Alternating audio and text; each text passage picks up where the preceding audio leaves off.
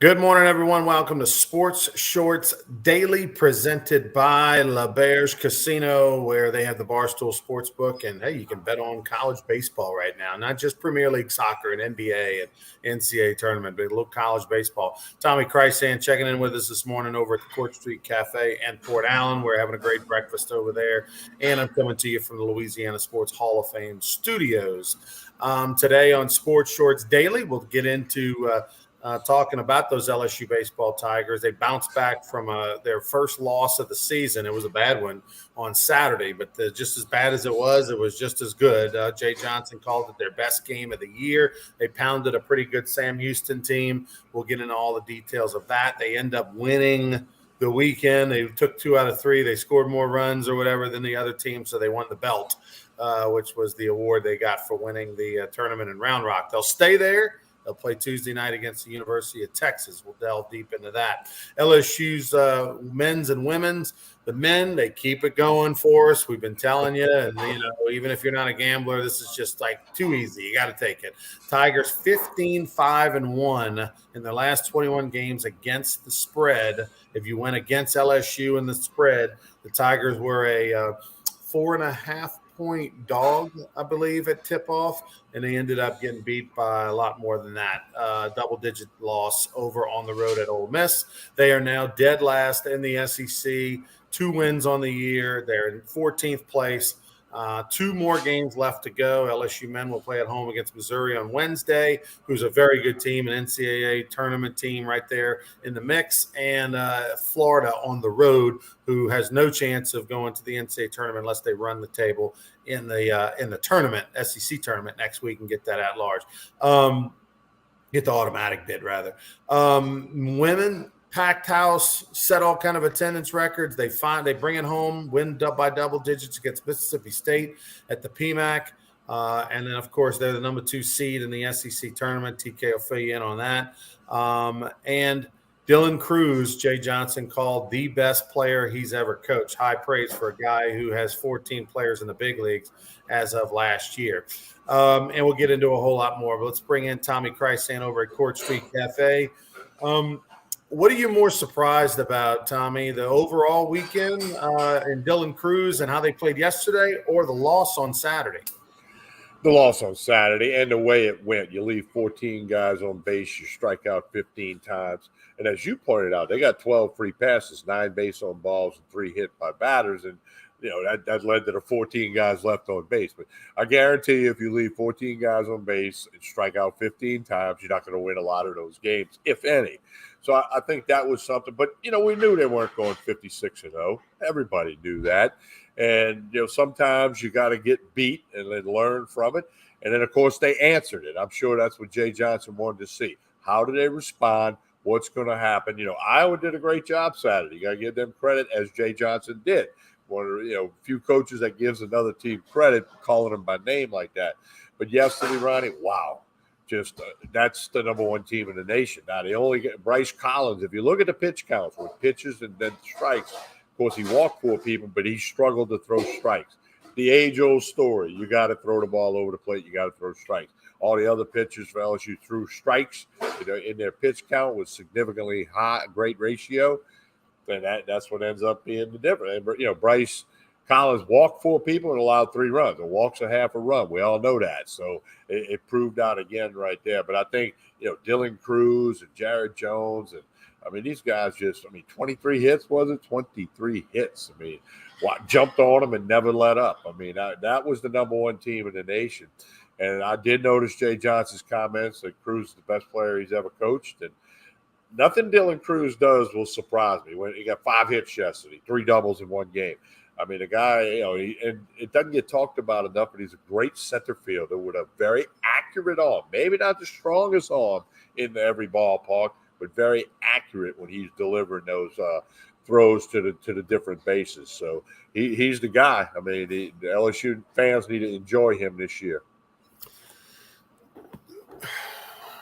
Iowa on Saturday was a sign that if you run into something extraordinary, you can get shut down. Good pitching beats good hitting. Now, it was a snowball effect in the fact that I thought Iowa, they played the best game they're probably going to play all year. They had the perfect combination of hits, double-digit hits to go along with their best pitcher who, when he's anywhere near the strike zone, is an unstoppable force. Starting pitcher for Iowa, Tommy, loads the bases with no outs in the first because he's wild and the zone's a little tight. But then if he's able to get it anywhere near the strike zone, his slider is unhittable at the college level. I mean, Tommy White, who's yet to really get going, and who knows how much the shoulder is an impact, or he's pressing too much probably when you're getting all that NIL money to hit homers every time. But Tommy White took swings against the Iowa starting pitcher on Saturday. His swings against his slider looked like a 12-year-old swing going against an LSU pitcher. Like, it was overmatched, no chance, just kind of gave up on it every time, missed it by 3 feet. Like, it was that dominant. I think unfortunately here's the difference in the coaching in the modern era versus Skip Bertman 20, 30 years ago. Coach Bertman would have identified that this guy was most likely not going to throw 3 strikes before 4 balls. And he would have told our team, take till you get 2 strikes. Now, that is an unpopular thing to do. Every player is going to hate his coach if you come to him as a hitter and say, take till you get 2 strikes. Paul Mainieri's still bitter to this day, even though he has love for Ron Maestri. And Ron Maestri, his senior year, made him take till he had 2 strikes as a hitter. Andy Gailey, who still holds the single season record for most walks in a season, was told to take till he had 2 strikes all year long. And he hit almost 300 and still has the record for walks. It is a super unpopular thing to do, but that was exactly what LSU needed to do on Saturday, because Jay Johnson could see, just like Stevie Wonder, that his team had no chance of hitting the Iowa pitcher. Their best chance was to stand there with the bat on the shoulders, wait till they got 2 strikes, foul something off, and get a walk, and get that pitch count up and have them make a pitching change. Unfortunately, that they're just not going to do that this day and age in baseball. They're just not, and that was the thing to do, Tommy, because I'm telling you, it would have worked. Yeah, I agree with you totally. You had to do whatever you had to do to get him out of the game, whether that's driving the pitch count up, fouling a couple pitches off, taking 2 strikes. I agree with you. It's very unpopular, but I had a kid play travel ball for me. He had to take it until he had 2 strikes. I knew he couldn't get a hit. I was hoping he got a walk, or I'd tell him to lean into a pitch. But, that in the college days, if you tell somebody that, but the goal is to win the game. And if that gives you the best chance to win, you got to do it. What's interesting is that I was really surprised, though. LSU built themselves too big of a hole on Saturday. They were down 7-0, and then finally they made the pitching change. They got a hit off the reliever. They made it 7-2, and you thought, because that was only the 4th inning when they made the pitching change, you'd have thought, okay, here come the Tigers. They're going to jump on the relief pitching of Iowa. And that was the thing that surprised me, was how good the relief pitching was of Iowa and how poor the relief pitching was of LSU. You thought when it was 7-2 and they finally got their starter out that there'd be this confidence boost for the team and everything. And here come the Tigers going to have this epic, 10-8 victory. And it just didn't go that way. So it was one of those games where – a strange game, because LSU offensively was completely overmatched the entire game, which you're not going to see very often this year. Now, there is some SEC starters and teams out there that have the ability to do that, and you may see that a couple more times, but that's about it. The thing that shocked me was LSU, just the lack of being able to take advantage of 11 or 12 walks and pitches. Like, that's absurd to have that many opportunities before you've even gotten a hit, and LSU just absolutely couldn't get it done. And so, I mean, that was the biggest surprise, was just the lag, all the players left on base and whatnot. But they did what all great teams did. They bounced back on Sunday, sent the message. Joe Bear had an outstanding game, 2 homers, a triple, a single. I mean, he was amazing. Dylan Cruz was unstoppable as well. And look, the best thing is Tommy White has hit 200. He's batting, 6th in the lineup or something like that. And it's okay, because they got so many other guys around him. Yeah, they really do. And I got a good friend of ours here, Rick Robinson, who does a podcast with me, who lives in Northern Kentucky. You saw the kid hit 2 grand slams in the same inning for Northern Kentucky over the weekend. Two grand slams in the same inning. That doesn't happen too often. So appreciate Rick chiming in with that for us. But Joe Bear, I mean, just back-to-back 2-run homers. I mean, wow. I mean, that's the number 1 team in the nation. And you said White's not hitting, Nipple struggling, Neal. I mean, it's going to be a different guy, but it's always going to be Cruz. And Dugas stayed relatively hot, and that's the way Jay Johnson's going to have to work it. Did you see Jones hit a mammoth home run, the freshman who played first base this weekend, Saturday, Sunday, a massive home run down the left field line just inside the foul pole. You notice when he bats, Tommy, how much he chokes up off the knob? I noticed pretty that. Unbelievable. It's very noticeable. I mean, folks that remember Barry Bonds and how he hit, Barry Bonds was a guy that he wasn't on the knob, and as he got deeper in the count, it seems like his hands got higher on that bat. And Jones is the same way. He's every bit, I would say, 1.5 inches at least off the knob of that bat. And for a power hitting big guy, that's really a surprise. You don't see that very often. Yeah, it's different. It's unorthodox and it's not common, but obviously Bonds had success with it, and we'll see if Jones can keep it up. That's the thing, is that he's so big and so strong. He realizes he doesn't need to do too much with the bat. Just get the barrel to the ball, and the rest will take care of itself. By the way, if the ball goes 1 foot over the fence or 100 feet over the fence, it all counts the same. So I'll tell you what, he is a big dude. Our good friend Doug Thompson said it on a radio call several games ago. He wasn't there this weekend. He said, this LSU team's winning any dugout empty and fight. There's no question the size of these guys. It reminds me of the 1991 team that won the first national championship with those size of the big guy. You had a Gary Email, who was a bodybuilder catcher. You had a Lyle Mouton, who was a Gatorade basketball player of the year in high school, and 6'4", and myself. Adrian Antonini was probably 6'3", 240. We had a number of 6'1", 6'2", 220 guys and stuff like that. So, and some big solid guys. So it is definitely a big team. I mean, this team's way bigger than we ever were across the board. Good win for LSU. They win the weekend. They take care of business. They had obviously the hiccup on Saturday, but other than that, they had some good performances. Skeens was amazing on Friday.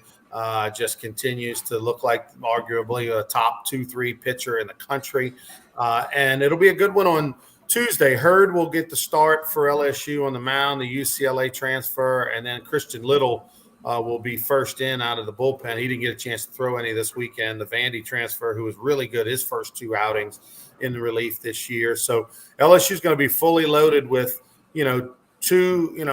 Hurd expected that, they're trying to build him up. They expect that he will probably make his way into the rotation as the second or third starter. They intentionally wanted him to get this Tuesday start against Texas and Austin. So this is working out for them. And of course, Christian Little will be tested, and he's a guy who they could find his way into the rotation if need be. I think that's a lot of TBD for the LSU's SEC rotation in a couple of weeks. I agree with you completely. So, still a long way to go in the college baseball season for everybody. But you got to like the way LSU started, and had the bad day on Saturday. But as Jay Johnson said, you got to give Iowa some credit that day for doing, for some pitching and some timely hitting that they had. By the way, a little shout out right down the road in Lafayette, Raging Cajuns 6-1 to start the year.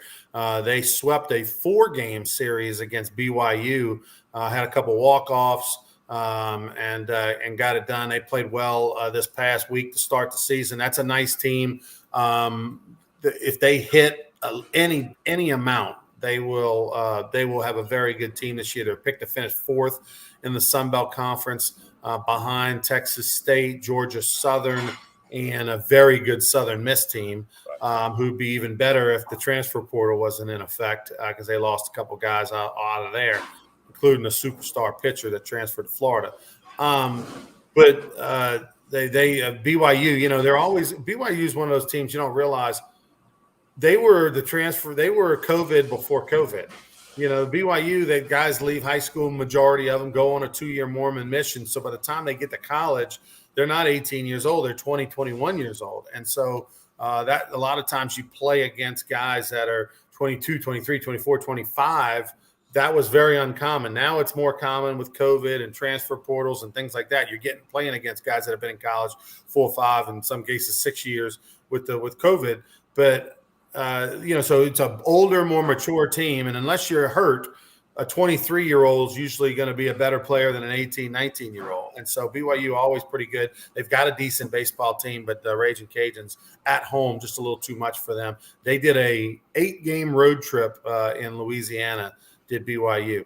All right, we move on to a little NCAA basketball. First off, Kim Mulkey's team, impressive win. I got to be honest with you, Tommy, had to buy some tickets for one of our sponsors, and the last regular season home game for LSU women's basketball, it was a super hard ticket if you wanted anything in the lower bowl. I kept an eye all weekend long for tickets, and I finally got 2 on Saturday in the lower bowl, Tommy. They were like $150, $175 a piece with all the fees. Wow, man, that's amazing for LSU women's basketball or any women's basketball in the country, So, hey, 15,721, including Shaquille O'Neal, in the house on Sunday. That's a record for attendance, men or women, doesn't matter, any event in there. That's a record. And, hey, it's just another feather in the hat of Kim Mulkey, of which she's done since day one of arriving in Baton Rouge, and she's not stopping anywhere. Right, and they're 27-1 this year. 15-1 in league play. The loss on the road to South Carolina. They've won 4 in a row. They got the double bye in the SEC tournament, which is in Greenville, South Carolina. They don't play till Friday evening. Obviously, opponent to be determined.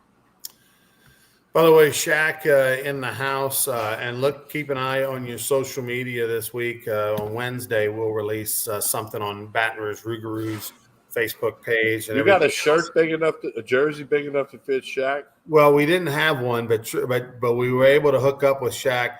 He's a partner in X Factor Sports Performance, a new indoor place that's in Baton Rouge, right there next to Rouse's in the Drusilla Shopping Center on the left. And look at Chance's comment. Betting against our men, you can afford those tickets. No doubt. You're right, Chance. You're That's right. a good one, Chance. I'm up 15-5-1 in the last 21, so up 10 units, I guess there. But Shaq is involved. He was in town. They kind of had the official grand opening yesterday over at X Sports Performance. It's a training, whether it's football, baseball, basketball, you name it. They get you faster, jump higher, all that. But they also specialize in indoor batting cages and mounds and do a little bit of training with all of that. And he was there, and Rue, our Rougarou mascot, was in the house, and he did a great little video for us promoting the Rougarou. So we'll have that for you on Wednesday. Well, I've been over to the X Factor. Our good buddy Trey Duncan, and I know Hannegriff interviewed Shaq yesterday. I saw the video of that over there at X Factor. It's in the Drusilla Shopping Center, way in the back corner, for those of you familiar with that place. And that's an outstanding facility. I was in there about a week and a half ago. I was very impressed, and I've known Trey Duncan forever, and I run into him in the grocery store. That's a couple of doors down. He's like, TK, when are you going to come see my new place? Well, I finally got in there and saw it. It's an outstanding facility. Yeah, the goal is to kind of franchise it. They're going to open up another one in Atlanta, and then from there, their plan is to try to put together a little franchise packet. And, of course, having Shaq on board to kind of help push that, kind of like Drew Brees with walk-ons. They want to have that celebrity that they hope that it'll take off around the country. And I spoke to Trey. I don't know if I'm supposed to say this on the air, but when we get one of them fifth Saturdays for Sports Shorts Radio, we got to talk to him about, broadcasting from over there. Mm-hmm. Yeah, well, the Baton Rouge Rougarou players will have access to that facility in June and July this year, so you'll see them in there from time to time working out on their own. But anyway, but Shaq, man, I watched in 2019 when Peyton Manning got inducted into Louisiana Sports Hall of Fame. I watched him for a couple of days, how he maneuvers that space of everywhere you go, every step you take, somebody want to say hello or take a picture or talk to you or get an autograph or whatever. And at times it felt stressful. Somebody like Peyton's always figuring out what's the easiest way to get in and out of something, back door, front door. How can we, there's a plan, right? And how he moves. Shaq, it's the same. It's even worse. It's even worse because Shaq is 7 foot tall. He's not hiding anywhere. He's not wearing a ball cap and sneaking in somewhere past somebody and they walk past him and go, was that Peyton Manning? You see Shaq coming a mile away. Everybody, and everybody, no matter if you're a sports fan or not, knows who he is because of all the endorsements that he does on television. He's an international fan. I would say, Tommy, easy to say Shaquille O'Neal, top 10 in the world as far as most recognizable people, not just sports, people. I think if you had 10 flashcards, the 10 most famous people in Africa or South America or any Antarctica, that he would be in that list, and that's counting soccer players and world leaders and the Pope and all that stuff. But he was extremely gracious with everybody's time yesterday. Interacted with the kids. They had this one scenario, Tommy, where he bet these kids. They have like a little half court, and they got a basketball goal and a little space to shoot free throws and maybe learn how to shoot some threes from the top of the key. And Shaq's playing with a bunch of kids, and these are kids under the age of 14. I know some might be 12, some might be 13, some might be 9. And he's like, hey, if you make five, score 5 points or make 5 in a row or something like that against me, I'll give you $1,000. Well, his kid ends up draining in $1,000. So, all right, Shaq's going to give him $1,000. Well, at the end, when he's finishing up and he's about to leave, he tells the kid in front of everybody, I'll give you $2,000 right now, says I'll give you $1,000 right now, or you can shoot from back here, and it was like a 3-point shot, and I'll get or a little beyond the 3 really. And he said, and I'll give you $5,000 if you get 2 shots, you make one, I'll give you $5,000, or $1,000 you can walk away. And the kid said, no, I want the shots. Well, he missed them both. Shaq gave him another chance closer for like $2,000. He missed it, but he wound up getting that kid's number, and he said, I'm gonna send you a laptop. And awesome. So that's awesome. Give him a laptop. That's really, really, really awesome. You see, Bart makes the comment, and Shaq when he got put into the Hall of Fame, he called it Shaqatish instead of Macatish. Yeah, Shaqatish, and he got inducted into the Louisiana Sports Hall of Fame back in 2013. 2013 when the new museum opened, and he called it Shaqatish, and it was just absolutely. Well, when he did the LSU's Love Shack University, with the spin on the song Love Shack. I mean, how good was that? Hey, Chance mentions Mondo Duplantis broke the world record again at pole vaulter. And former LSU people. He ain't like Shaq recognizable, but he's not far behind. Well, he's not like Shaq recognizable in the United States, but Mondo Duplantis is like Shaq recognizable in Europe, they say, because obviously Sweden, they love track and field. His mother's from Sweden, so yeah. He's all over Sweden. He is a superstar in Europe where they pack it in for track and field events. Unfortunately, he does compete under the Swedish flag because as a youngster, his mom being from Sweden, he had dual citizenship, and he was able to compete on the national team at a younger age than the United States rules would allow. And now in order for him to switch to the U.S., he'd have to not compete internationally in any event for like a year or something. And, of course, he's not going to sit out for a year. So he'll unfortunately win the gold medal probably in the next couple times as a Swedish track athlete. But from Lafayette, we love Mondo. Got a funny story about Mondo. When Dave Portnoy was in town and went to an LSU football game, Mondo was in the suite next door with his brother Antoine and some other people I knew from Lafayette. And Portnoy and his friends were all in the suite. Well, Portnoy's an avid gambler, as you know, through Barstool Sportsbook. He bets a ton on games. I mean, we're talking sometimes hundreds of thousands of dollars in a day. And he was losing at the time halfway through this day when an LSU game was on. So he was kind of in a pissy mood. He was in the suite. He was looking at his phone. He wasn't happy. And there was one of the Barstool guys had done a bit on the podcast or something a few weeks earlier about, hey, what's one sport that if you could just pick it up, one Olympic sport that you think that you've never done, but if you could pick it up and be pretty good at. And some guy goes, I think I'd be a hell of a pole vaulter.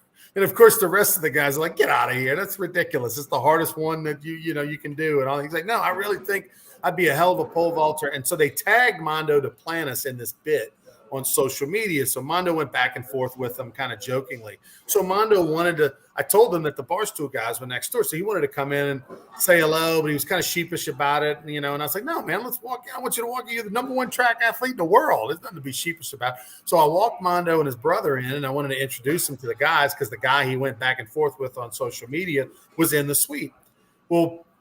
Well, I walk him in and I introduce him to Portnoy. Portnoy's sitting on the sofa. We're kind of standing up above Portnoy. He's all into his phone because he's down like $50,000 at the time or something. And I said, Dave, I said, this is Mondo Duplantis. He's the number one track athlete, Olympic gold medal pole vaulter, number one track athlete in the world. And Dave's like, hey, man, nice to meet you.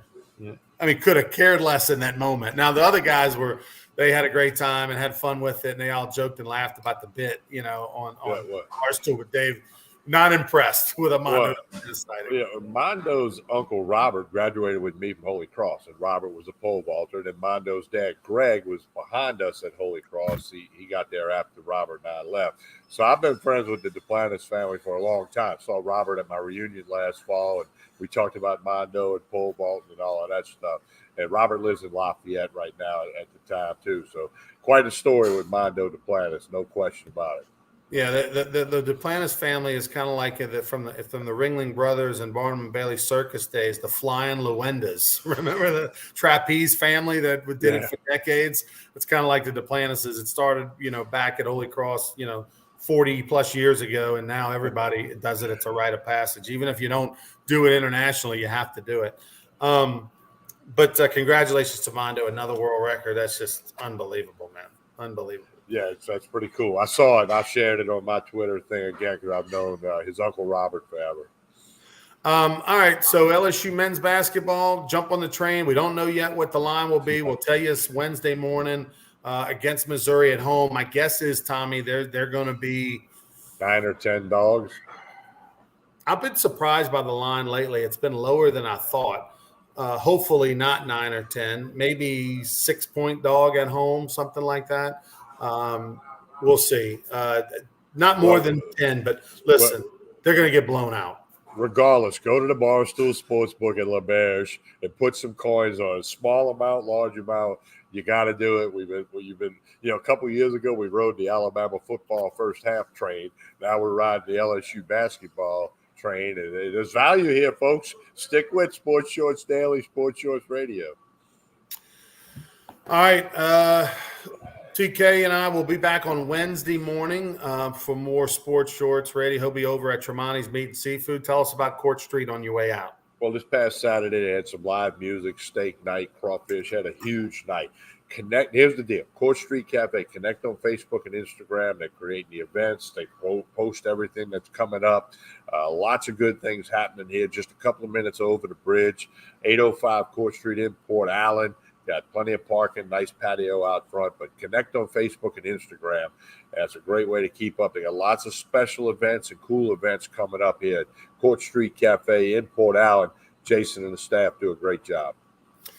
All right, for Tommy Krysan, I'm Ronnie Rance. Thanks for watching Sports Shorts Daily. Please like and share this video. Special shout out to LaBerge Casino, the place to go. One other thing, Ronnie, one of our big viewers, Rachel, stopped by Court Street the other day and got some lunch with her family. So we appreciate when folks patronize any and all of our sponsors. Yeah, absolutely. It's fantastic, especially if you're on the other side of the river or just downtown Baton Rouge, just right there. Court Street Cafe, right down the road from Brian's Furniture. All right, we'll take a break. Be back on Wednesday for more Sports Shorts Daily around 9 a.m. Until then, have a great one, everybody.